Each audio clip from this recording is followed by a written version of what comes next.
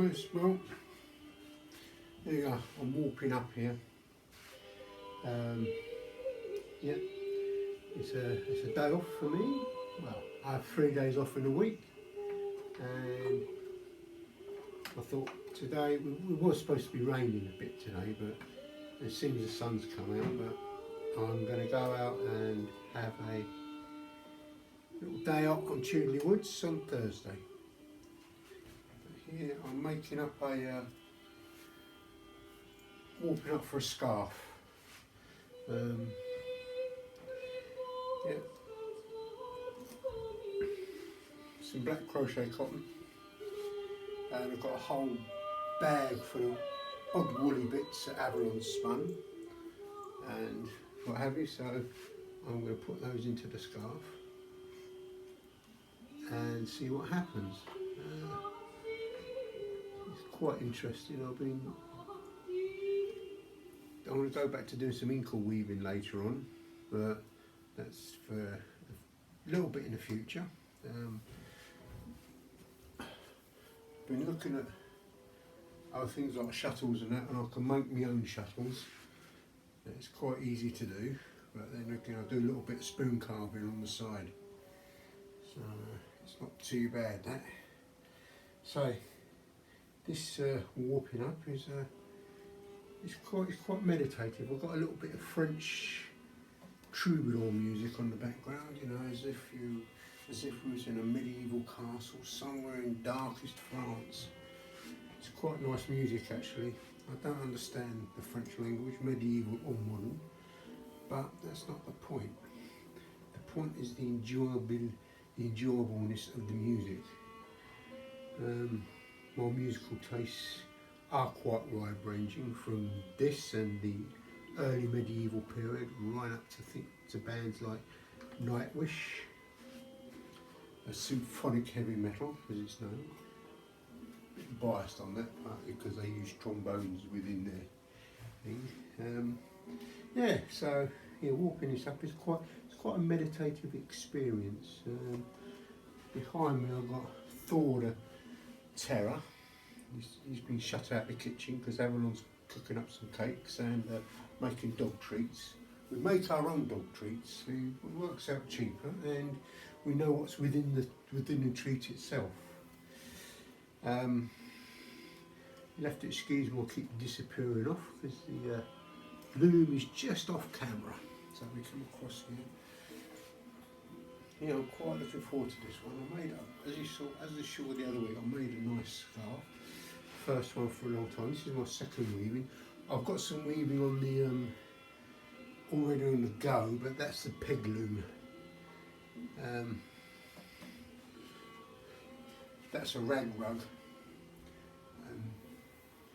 So far, it's been about 2 years in the making. Ideally I should sort of really sit down and put an effort into it, but yeah, it's something there to do on a cold, wet day, which it isn't, which I'm quite, oh hello, there's a little person just popped through the door. Come pick a spinning wheel up. Yeah, so yeah, bit of a craft. Weaving I think is a sort of a winter craft really. Yeah. We've got two looms, everyone's got two spinning wheels now. She's got an Ashford Traditional and a Kronsky Fantasia. One little, Fantasia's a nice little loom,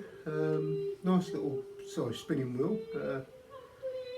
And so far everyone's battling through about, I suppose altogether this season she's been working through about 30 fleeces of various sorts. We've got some Romneys, which is quite a nice fleece, Jacobs, and we did have some Southdowns, but unfortunately the guy that sheared the Southdowns must have been blind because it was just full of second cuts.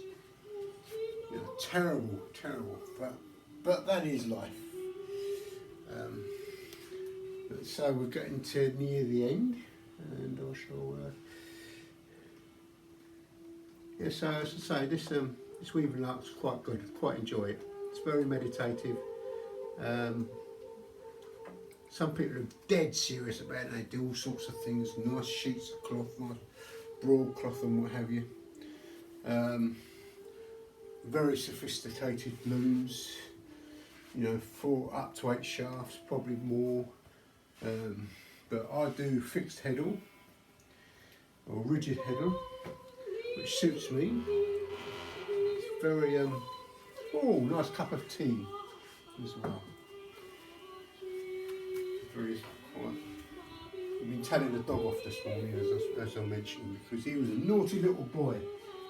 Every time we get some food on the prep, don't we, little fella? You have to get under our feet. So there we go. It's nice little. Of course, I've got plenty of pattern books now. I don't have to buy any more pattern books.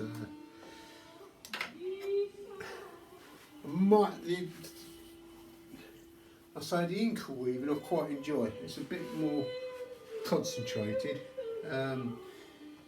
partly because you've got the. Let's see if I start it. Yeah, a couple more to go. Yeah, the inkle weaving is good. It's very. It's pick-up weaving, and you can get some very nice patterns. I like. It's along with things like Native American and Zulu beadwork, and I do believe some of the beadwork in that style was done in Eastern Europe as well. You just do little bands for trimming your clothes or whatever, or stitch them all together. You can do a nice bag, very pretty. Anyway, I'm going to turn this off for a bit, and whoops, daisy, come on. There we go. Right. So I've got the warp measured out for the thing. There we go. Black crochet cotton. It's quite a nice looking cotton. I don't know what's going to happen. I'm doing this right off the cuff. This is what I call jazz weaving. No pattern to follow. Just do what's in your head. That's the warp, black warp, and I've got so many different types of yarn. I've got sort of like sparkly yarn. I'll go and get some.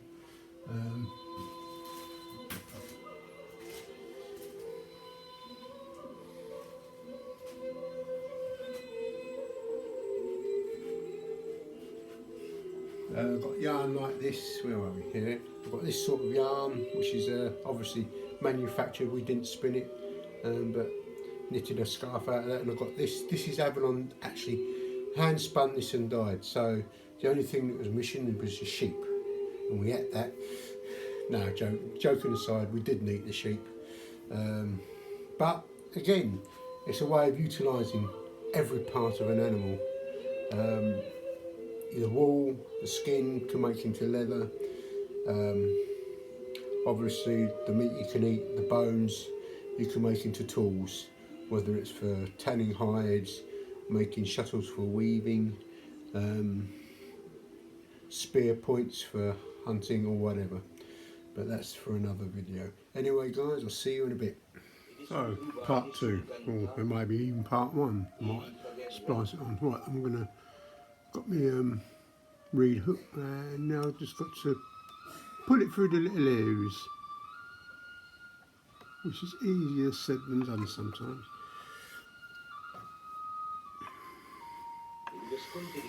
Sweep that to one side like so, and grab the other two tools. So those that are okay with weaving, you've got slot hole on a rigid heddle.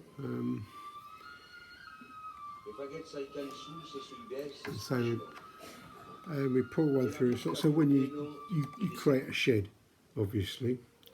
This isn't a weaving tutorial, this is just me having a little gas away.